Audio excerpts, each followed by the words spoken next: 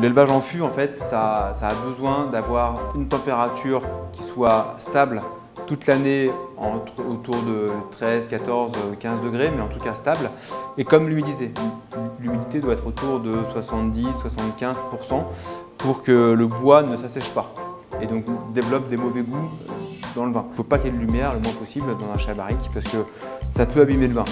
On a ce qu'on appelle un goût de lumière. Et pour les cuves en inox, du coup non, parce qu'elles sont thermorégulées, peu importe la température qu'il peut faire dans son environnement. On va lui donner comme consigne d'être à 15 degrés et elle va rester à 15 degrés toute l'année. Et de plus, sur la cuve en inox, c'est hermétique, donc tu n'as pas d'échange entre l'extérieur et l'intérieur de la cuve. Un vin vieilli en fût de chêne, ça sera forcément plus cher qu'un vin élevé et vieilli dans une cuve en inox comme on a au-dessus par rapport au volume de la cuve.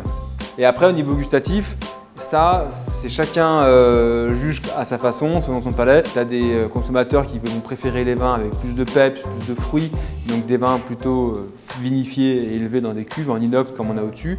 Et puis tu as des consommateurs, tu as des gens qui vont préférer les vins avec plus de maturité, plus de complexité aromatique, et ça c'est le bois qui va nous l'apporter. Le bois va transformer l'aromatique du vin et il y a des gens qui vont préférer ce type de vin-là.